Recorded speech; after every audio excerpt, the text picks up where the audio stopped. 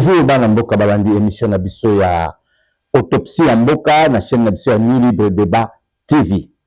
Toyeko pesa bino mbote bisika bozali na mikili ya Amerika, na mikili ya Oceania, na mikili ya Asia, na mikili ya Afrika pe na mikili ya Europa.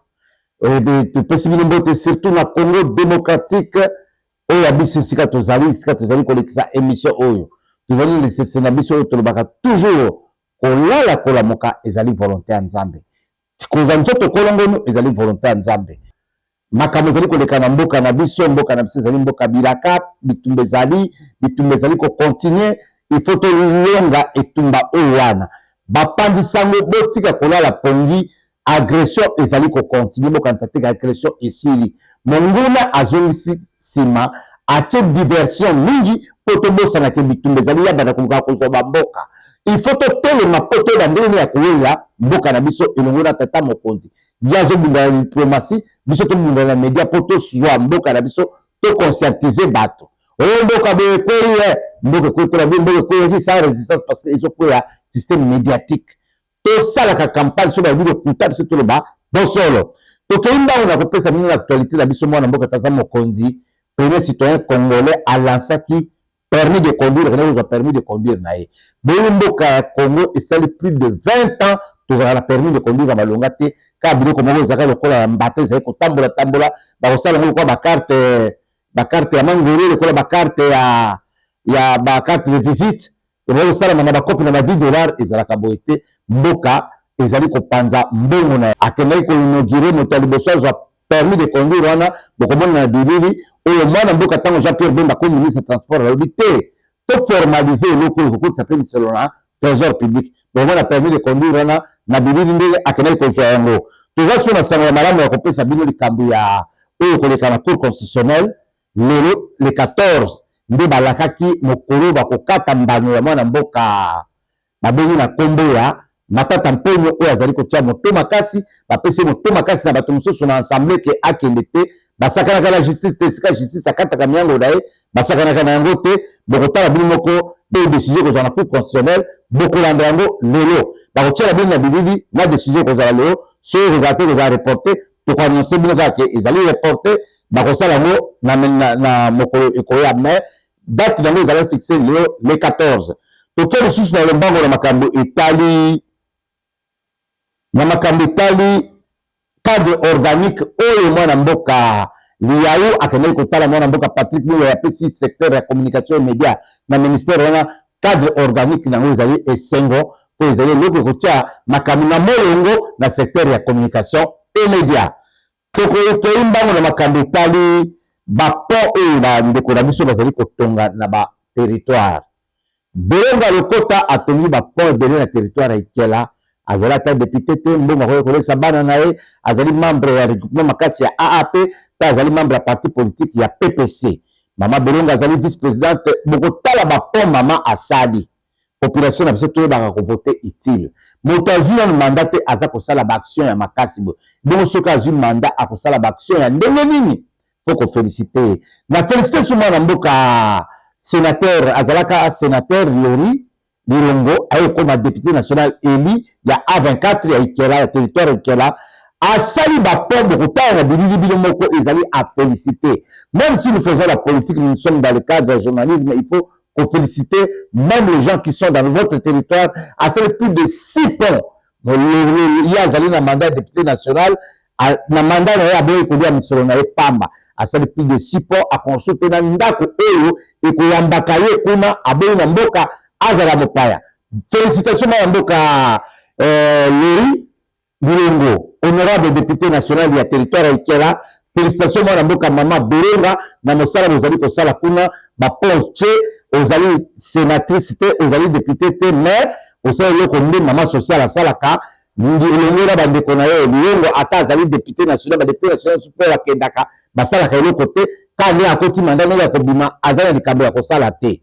Toko féliciter mwana mboka Lori Bilongo azali honorable député azali élu ya territoire ya Ikela ba pont asali 6 ponts ba pont ya kalana ba pont ya sika ba relaksa bino avant et après ezali initiative ya malamu o ba député nationaux bazali na makoki oyo bazali kozala mwa moke ya kosunga biso bakotaka manda ti babimi basalaka eloko moko te me ntango ye aza nano na kati ya manda esili nga kosila te azali kosala ba œuvre sociale na ye ya malamu il faut kofélicite ye toke na likambo ezali mama na suka ya likambo ya émission na biso likambo ya leve ya humilité ya mwana mboka Joseph Kabila na Sénat lobby bokotala na communiqué lelo tokotiela bino communiqué wana ndenge baannonce ekozala epuis na kati wana ezali likambo ya mwana mboka Lingepo Michel azali sénateur azali na mwa kokoso na mwana mboka vice ministre ya budget na kombo ya Élysée boko mwana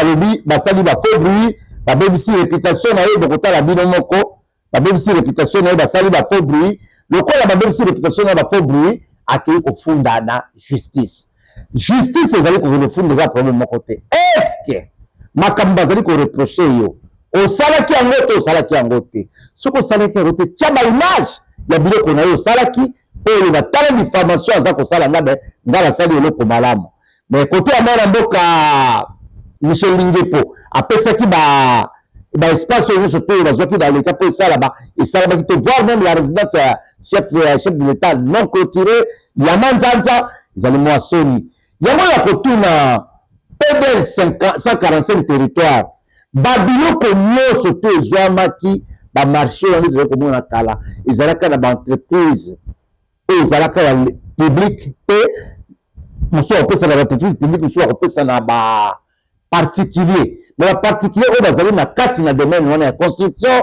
na domaine wana ya bachantier ya kosala baroute mais c'est grave 80% ya PDL 145 territoire ezwami na maboko ya bapoliticien ide kitoko mwana mboka Félix Tshisekedi apesaki basala yango na mama oyo ayamba akomi premier ministre mama Soumini watanga azalaki ministre ya plan bato basouscrire ebele bazwi na misolo kaka bapoliticien baministre basénateur badéputé nationaux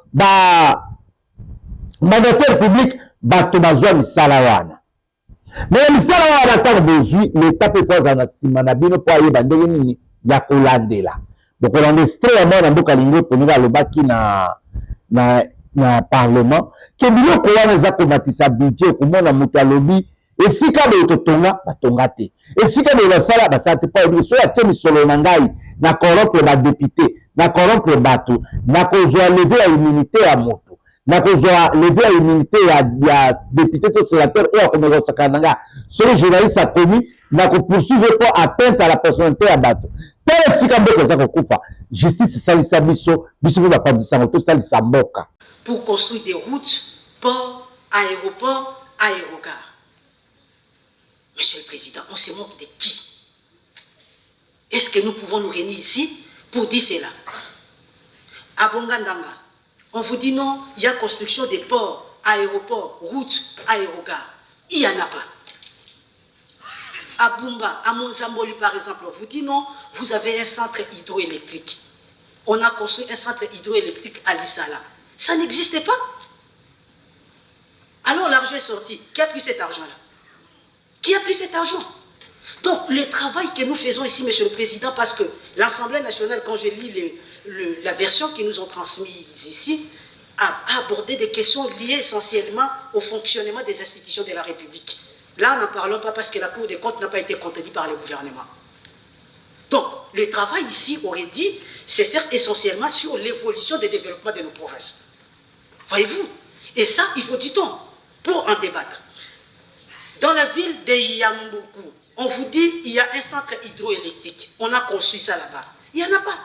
C'est-à-dire la politique budgétaire de la République qui consiste à ce qu'on envoie de l'argent, on écrit cet argent servira à la construction de tel truc dans telle province. En réalité, cet argent-là n'ira pas, restera ici à Kinshasa, ce qui constitue d'ailleurs le dépassement budgétaire pour d'autres institutions, et nos provinces disparaissent. Même à l'époque coloniale, nos provinces ne vivaient pas comme ça, comme nous sommes en train de vivre aujourd'hui. Et maintenant, nous, les Sénats, parce que nous devons nous poser la question, depuis Marini Bodo, passant par Kengo Wadondo Demanda, passant par Mwamba, l'honorable Bahati qui est là, qu'avons-nous fait sur la défense de nos provinces? C'est ça la question.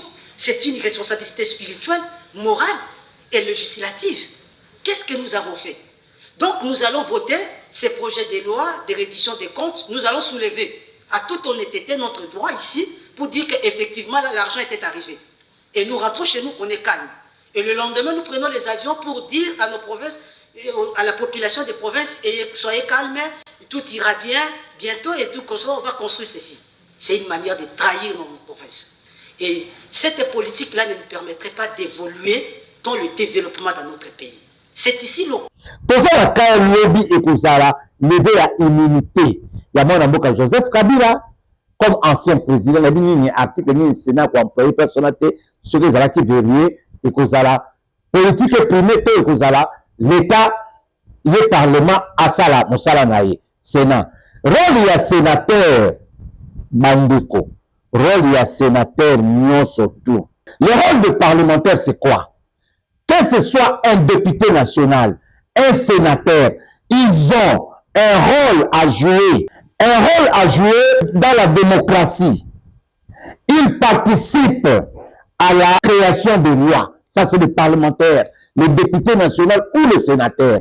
À la création de lois, au contrôle de l'action gouvernementale et à la représentation des intérêts des citoyens. Ça, c'est les salaires sénateurs, les salaires députés nationaux.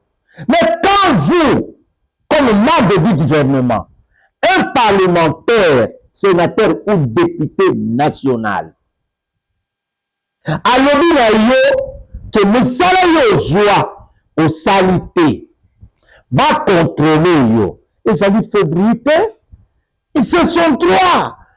Il joue son rôle. Yango bino ba députés nationaux, vous les sénateurs, ceux qui ont bandi qu'on lever immunité, ya moko na bino, ba kosisaka bino nie. Moto kolinga, asala bisala asala, et bino de voter. C'est comme si, dans une équipe, vous mettez à le bino nyo surtout. Ba bandi ko sakana na joueur, moko ba sakana ba joueur nyo surtout. Bon, il paie sa valeur, vous les sénateurs. On veut la immunité à Mouninga na biso pour bailler à salir faux bruit. Pour voter utile. Vote, vous avez vote secret. Même si on vous donne des millions. Mais c'est la nation qui prime. La population souffre. Nous t'acclamons solo à l'État. Pas ton gabé, col, bana batana kitikuala. Au plutôt dans centre de santé tongama. À salité. Ajoute plus de 30%, 60% à salir misalaté. Quand vous réclamez à passer même aux avants après le vite, parce que ça quand même un sur quelqu'un, il faut aller lever l'immunité. Ah! C'est normal de lever l'immunité. Après le vite, bako sakana bino ba sénateur nyon surtout. Même la députation nationale. Jouez votre rôle. Il y a tellement de détournements. Et ça que nous connaissons, nous autres, Papa Félix a aidé en côté. Pour sauver la nation, tout ça, la guerre interne, la guerre ils allaient à M23. Il y a aussi des M23 dans l'institution qui bouffent l'argent de l'État sans faire le travail. On préfère ce mandat quoi qui toque dans ça, mais bon, les gens destinés et Tonga, l'école Namboka, et ça la misala Namboka. On préfère ça la ferme luxueuse awa. On ça la hôtel qui toque Nambongo ya ba contribuable congolais et Tonga centre de santé et Tonga école et ça la barrage hydroélectrique mais awa na Kinshasa yo le yango. Yo sali makambo nous tika na Kinshasa. Les députés, les sénateurs, votez par conscience. Quand j'ai sacrifié mon frère à Kinoko Samba, Botika Yuna n'a pas Kinoko Samba, Motoana a présenté dans le Sénat, ma vidéo n'a eu à Sali Misala comme prévenu, ok. Comme il y a consolé Makambo, pour voter, tout le monde.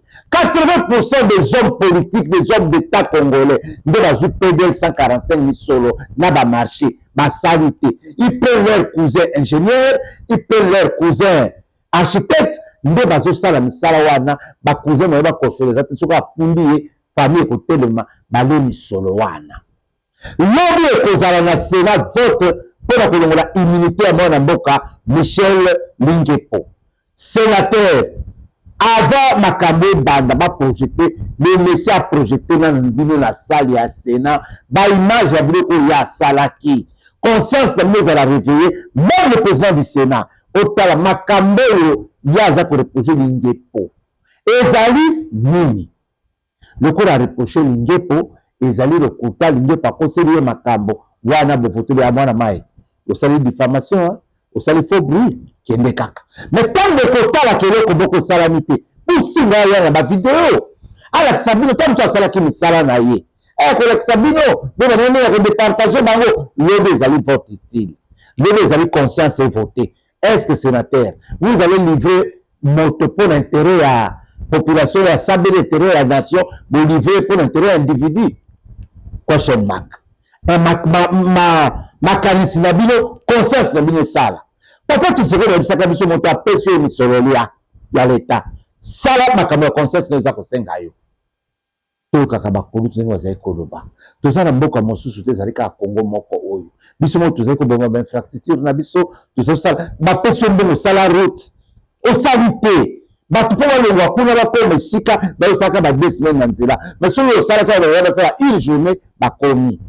Et le problème de tout ça, ça un barrage hydraulique, ça, il s'acaba hôpitaux, et ça, il s'acaba, mais ça, la kuna, au lembongo na yango. Ça, il s'acaba centre de santé, au lembongo na yango. Ça, il s'acaba au lembongo na yango. Et ça, il s'acaba mongala te, et ça, la territoire, nyo surtout, et ça, la province, nyo surtout.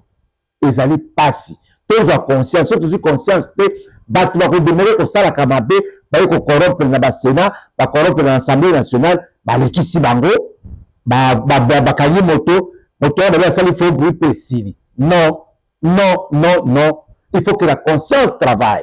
Yango pour alelo et biso na biso to bisibino makambo eleki bokota na bilili mokanda ba pesi mpona sénateur Lingepo za la kuna mwana mboka batata mpona ko répondre pe makambo ya bukangalonzo po asiba levaka immunité na ye. Quand on a dit bakaya bateau, politicien allait à juste immunité et qu'on va convertir. Ce n'est pas le cas de Lingepo. Lingepo a dénoncé pour Azali organe à contrôle. Azali jouer rôle naïe. Na rôle ya Azali ko jouer, il faut ça la musalawan. PDL 145, 80%, il y a mis et pas de politiciens, mandataires publics, députés nationaux, sénateurs, il y a un tata mokondi. Télémisa audit salama, va contrôler la construction sur le marché, qui a conçu quoi? Que ce qui est là, Zababa Telabino.